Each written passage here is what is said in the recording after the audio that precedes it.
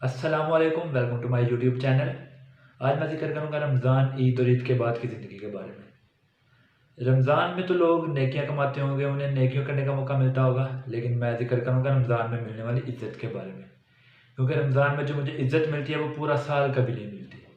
जैसे ही रमज़ान का चाँद नज़र आता है, शैतान कैद, यानी कि शैतान कैद हो जाता है, जो हमारे माँ बाप को हमारे खिलाफ वर्गलाता है, हमें गालियाँ ताने देने के लिए। क्योंकि शैतान का तो काम है कि वो लोगों को गुनाह की तरफ लेके जाए। इसलिए जैसे ही रमज़ान का चाँद नज़र आता है, शैतान कैद, माँ बाप की गालियाँ बंद। और इसकी ये आम मिसाल है एक, जैसे ही सहरी होती है, जो अम्मा मुझे अपनी जेब से 10 रुपये नहीं देती, वही अम्मा अपनी जेब से निकाल कर 50 रुपये दे रही होती हैं कि जाओ बेटा, जाके दही ले आओ। हालांकि उन्हें पता है कि हमारे घर में दही मेरे अलावा कोई नहीं खाता और ना ही कोई लस्सी पीता है। मतलब प्रोटोकॉल स्पेशल 50 रुपये मेरे लिए। मुझे सिर्फ एक दिन नहीं, पूरा महीना चल रहा होता है ऐसा।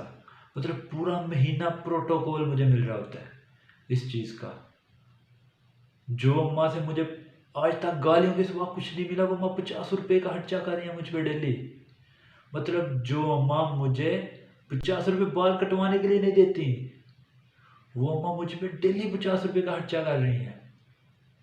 और यही नहीं, शाम को इफ्तारी के वक्त पकोड़े, फ्रूट चाट, बिना किसी ताने के, बिना किसी गाली के, फ्रूट चाट, पकोड़े और रूह अफ़ज़ा मिल रहा होता है। और रूह अफ़ज़ा मिल रहा होता है एक बार नहीं, 2 3 4 5, जितनी बार आप मांगो। मतलब जितनी बार आप मांगे, जितने मर्जी गिलास पिए। मतलब ये वही अम्मा है ना, जो फ्रिज में से एक गिलास पिए ना पानी का, तो पूरा टोकरा बोतलों का पकड़ा देती हैं कि जाओ बेटा, अब बढ़ के लाओ। और फ्रिज मुझे भरी हुई नजर आनी चाहिए। लेकिन ये अम्मा रूह अफ़ज़ा पिलाई जा रही है हमें। तो रमज़ान की बरकत है यार। और सिर्फ यही नहीं, जैसे ही ईद करीब आती है, ये अम्मा अपनी जेब से पैसे देती हैं ईद की शॉपिंग के लिए। मतलब जो अम्मा कभी मुझे 50 रुपये नहीं देती, वो मुझे ईद की शॉपिंग के लिए पैसे भी दे रही हैं। तो भाई कभी कभी तो मैं रमज़ान में, बल्कि कभी कभी क्या, ये तो मेरी रूटीन हो गई है रमज़ान में, मैं रोज़ाना सहरी और इफ्तारी के बाद जाके शीशा देखता हूँ कि भाई ये मैं ही जवाद हूँ ना जिसे इतना प्रोटोकॉल मिल रहा है। मतलब सारी ज़िंदगी का भी ऐसा प्रोटोकॉल नहीं मिला मुझे जैसा आज मिल रहा है। मतलब शीशे में जाके जैसे ही फिर मैं ये अपनी लानतों वाली शक्ल देखता हूँ ना, फिर मुझे यकीन आता है कि भाई तू ही है, तू ही है, और तुझे ही ये प्रोटोकॉल मिल रहा है, इसलिए तू चिल कर। हाँ, और मैं उन लोगों जैसा नहीं हूँ जो अब शक्ल की लानतें दे के कह रहे होते हैं यार पूरा रमज़ान रोज़े रखे हैं, अभी तक चेहरे पे नूर नहीं आया। तो भाई उन लोगों के लिए मेरा पैगाम है एक, साल जो लानतें इकट्ठी की हैं ना इस चेहरे पे, वो 30 दिनों में ख़त्म नहीं होती। 30 दिनों में वो लानतें ख़त्म हो जाएं बड़ी बात है, नूर तो बाद में आएगा। और वैसे भी हाथों का किया उस चेहरे पे आ ही जाता है। तो जो हाथों का किया चेहरे पे आता है ना, वो आसानी से मिटता नहीं है। तो भाई छोड़े इस बात को, मुझे मिलते हैं ईद के लिए पैसे, ईद की शॉपिंग के लिए। मतलब वो अम्मा जो मुझे, मेरी बहन की शादी थी लास्ट वीक रमज़ान से पहले, वो बहन की शादी पे पहनने के लिए कपड़े नहीं खरीदे मैंने, क्योंकि पैसे नहीं मिले, वेला ताने। उस अम्मा ने ईद के लिए पैसे दे दिए मुझे यार। बहन की शादी पे मैं कॉलेज का यूनिफॉर्म पहन के गया था और 2 से उधार का कोट मांगा था मैंने। उस अम्मा ने मुझे ईद के लिए पैसे दे दिए भाई कि ईद पे शॉपिंग कर ले जाके। मतलब प्रोटोकॉल, मतलब इतना इज्जत मुझे हजम नहीं हो रही थी भाई। मतलब वो बंदा जिसे उससे रोजाना का जेब खर्च नहीं मिलता, उसे अम्मा इतने पैसे दे रही है। मतलब डेली पहले 50 रुपये दही पे खर्चा, रात को फ्रूट चाट, पकौड़े, रूह अफ़ज़ा, फिर ईद की शॉपिंग के लिए पैसे, और ऊपर से एक्स्ट्रा पैसे ईदी भी पहले से एडवांस में कि ईद वाले दिन इसे किसी के सामने शर्मिंदा ना होना पड़े। मतलब इतनी इज्जत एक साथ मिल रही है मुझे भाई, इतनी इज्जत तो कभी नहीं मिली। अब मैं तो अपना जेब खर्च दालों और चीनी से बचे हुए पैसों से निकालता हूँ।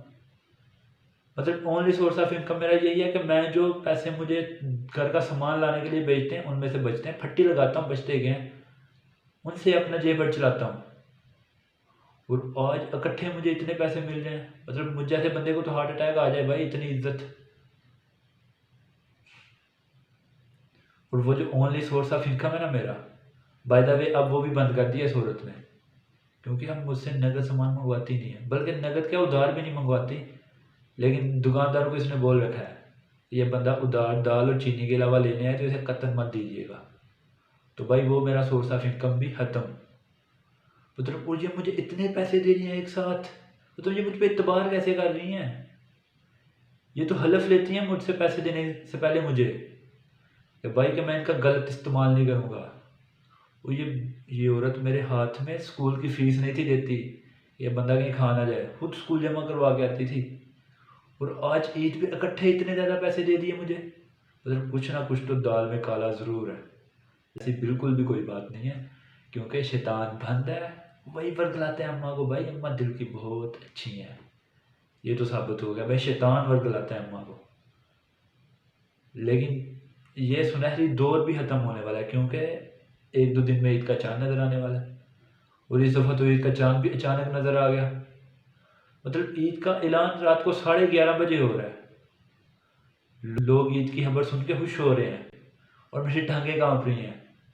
और भाई टांगें क्यों ना काँपे, मुझे पता चल रहा है कि मेरी बेइज्जती वाला, मेरी जिल्लत वाला दौर कल से शुरू हुआ है। हाँ, क्योंकि अब शैतान आज़ाद होगा, जो कि वर्गलाते हैं अम्मा को मुझे गालियाँ देने के लिए।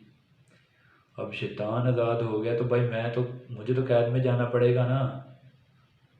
लेकिन अम्मा हमारी बड़ी समझदार है, वो ईद वाले दिन मुझे कभी गाली नहीं देती। क्योंकि उन्हें पता है बेटे ने 30 रोज़े रखे हैं, चले इस दफ़ा 29 रखे हैं। इतनी मेहनत की है और उन्हीं के पैसों से कपड़े खरीद के लाए हूँ ईद पे पहनने के लिए, कटिंग शटिंग भी कराई है। इतना अच्छा लग रहा हूँ यार, उन्हीं के पैसों से तैयार हुआ हूँ। और अब वही बेइज्जती कर देंगे, और वो भी रिश्तेदार इकट्ठे हुए होते हैं, फुफियाँ इकट्ठी हुई होती हैं, उनके सामने जवान बेटे की बेइज्जती करेंगे, अच्छा तो नहीं लगेगा ना।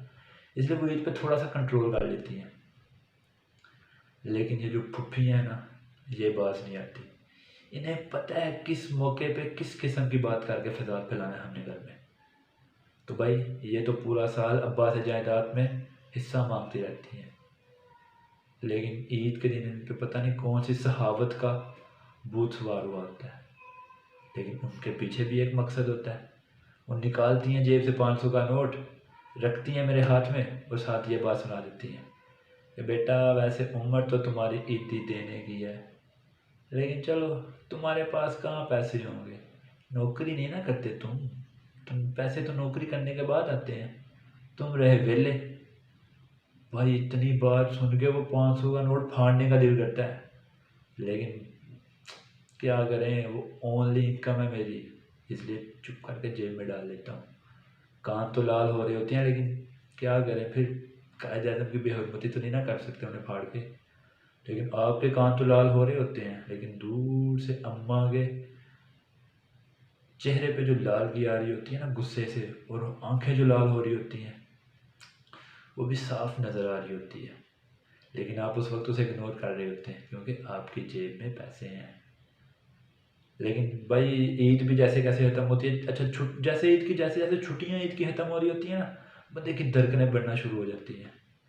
और ये तो भाई उनका हिसाब है। और धड़कनें तो उन लोगों की भी बढ़ना शुरू होती है जिन्होंने जॉब करनी है, अच्छी खासी कमाई है, जो जॉब पे जाते हैं, जिन्हें पता है जॉब पे जाना है, हमें अच्छी जॉब है, अच्छे पैसे हैं, घर से कोई बात सुनने को नहीं मिलती। तो भाई हम जैसे वेलों की तो धड़कनें वैसे ही बढ़ेंगी ना, क्योंकि हम तो वेले हैं, हमें तो घर से सुननी पड़नी है। अब हमें पता है वो जो वीआईपी किस्म का प्रोटोकॉल मिल रहा था हमें ईद पे और रमज़ान में, वो तो हो गया ख़त्म। अब हमारी ज़िल्लत हमें ज़िंदगी शुरू। अब हमें मिलेंगी दिन रात ताने और गालियाँ। तो भाई हम जहनी तौर पे इसके लिए प्रिपेयर होना शुरू हो जाते हैं। और अब तो शैतान फिर से आज़ाद हो गया, जो कि उकसाता है। हाँ, वो तो उकसाएगा अम्मा को, और अम्मा भी उसके बहलावे में आ जाती हैं। मतलब ईद की 3-4 छुट्टियां ख़त्म होने के फ़ौरन बाद वो फिर से पुराने रूटीन में आ जाती हैं, गालियाँ, ताने, बेरोज़गारी के। हालांकि मैं रमज़ान में मगरिब के टाइम जानबूझ के ऊंची ऊंची आवाज़ में दुआ करता हूँ कि या अल्लाह पाक मुझ जैसे बेरोज़गार को भी कोई रोज़गार दे दे,